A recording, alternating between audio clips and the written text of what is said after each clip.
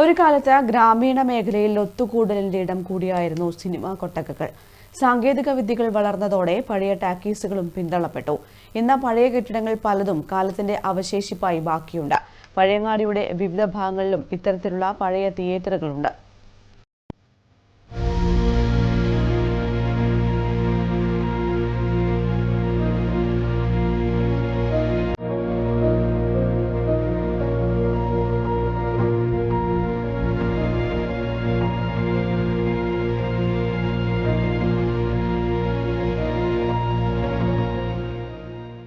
കാലം മാറിയതോടെ സാങ്കേതിക വിദ്യകളും മാറി. ആധുനിക സൗകര്യത്തോടെയുള്ള തിയേറ്ററുകളും വളർന്നു. സിനിമകളും പ്രതാപവും ഒന്നുമില്ലാതെ ഗ്രാമീണ മേഖലയിലെ സിനിമാ ടാക്കീസുകളും ഓർമ്മകൾ മാത്രമായി.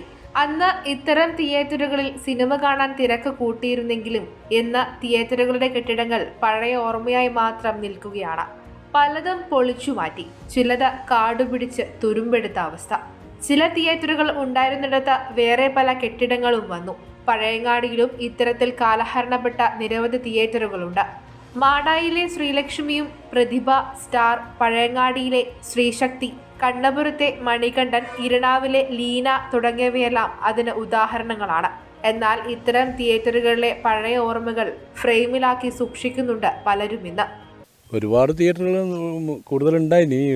ഇതിപ്പോൾ നമ്മളെ ലക്ഷ്മി ടാക്കീസ് എന്ന് പറഞ്ഞാൽ നമ്മളെ പഴയ കാലത്ത് നമ്മളെ ഓർമ്മകൾ വരുന്നതാണ്. പിന്നെ പ്രതിഭ ടാക്കീസ്, സ്റ്റാർ ടാക്കീസ്, ശ്രീശക്തി, പിന്നെ പ്രതിഭ, മറ്റേ ഇരണാവ് ലീന, കണ്ണപുരം മണികണ്ഠൻ, ഇങ്ങനെയുള്ള സ്റ്റേഷനിൽ ഒരുപാട് തിയേറ്ററുകൾ ഉണ്ടായതാണ്. ഇപ്പോൾ ഒന്നുമില്ല, എല്ലാം നശിച്ചെന്നല്ല, എല്ലാവരും പൂട്ടിപ്പോയി. പിന്നെ സിനിമകളില്ല ഇപ്പം എന്ന് വെച്ചാൽ.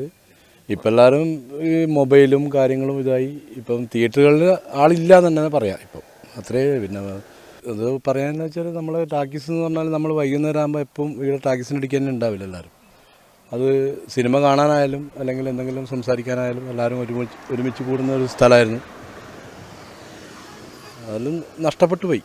തിരിച്ചു കിട്ടാത്ത രസകരമായ ഓർമ്മകളുടെ ഭാരം പേറി ഗ്രാമപ്രദേശങ്ങളിൽ പഴയ ടാക്കീസ് കെട്ടിടങ്ങൾ ഇന്നുമുണ്ട്.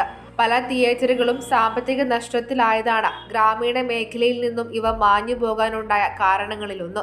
അന്ന് 10 രൂപ ഉണ്ടായിരുന്ന ടിക്കറ്റ് ഇന്ന് 200 രൂപയോടടുത്തു. ഗ്രാമീണ മേഖലയിലെ തിയേറ്ററുകൾ കാലത്തിനനുസരിച്ച് വികസിക്കാത്തതും ഇവ പരാജയപ്പെടുന്നതിന് കാരണമായിട്ടുണ്ട്. വെള്ളിത്തിരയിലെ ഇഷ്ടതാരങ്ങൾ ഗ്രാമങ്ങളിലെ സിനിമാ കൊട്ടകയിൽ എത്തണമെന്ന ആഗ്രഹം ഇന്നും ജനങ്ങൾക്കുണ്ട്. സർക്കാർ തലത്തിൽ പദ്ധതി കൊണ്ടുവന്നാൽ സിനിമാ മേഖലയ്ക്കുൾപ്പെടെ പ്രോത്സാഹനമാകുന്ന രീതിയിൽ അതിനെ മാറ്റാനാകും. എന്റെ പിറകിൽ കാണുന്ന ഈ തുരുമ്പെടുത്ത ടിക്കറ്റ് കൗണ്ടറിന് മുന്നിൽ ഒരു കാലത്ത് സിനിമ കാണാൻ ആളുകൾ തിരക്ക് കൂട്ടിയിരുന്ന ഒരു കാലമുണ്ടായിരുന്നു. ഇത്തരത്തിലുള്ള നിരവധി തിയേറ്റർ കെട്ടിടങ്ങളാണ് ഗ്രാമീണ മേഖലയിലെങ്ങും നമുക്ക് കാണാൻ സാധിക്കുന്നത്. പഴയ ഓർമ്മയുടെ ഭാരം പേറി അവയെല്ലാം ഇങ്ങനെ നിൽക്കുകയാണ്. മാടായിലെ ശ്രീലക്ഷ്മി തിയേറ്ററിന് മുന്നിൽ നിന്നും നികേഷ് താവത്തിനോടൊപ്പം ഷാരിമ രാജൻ, കണ്ണൂർ വിഷൻ.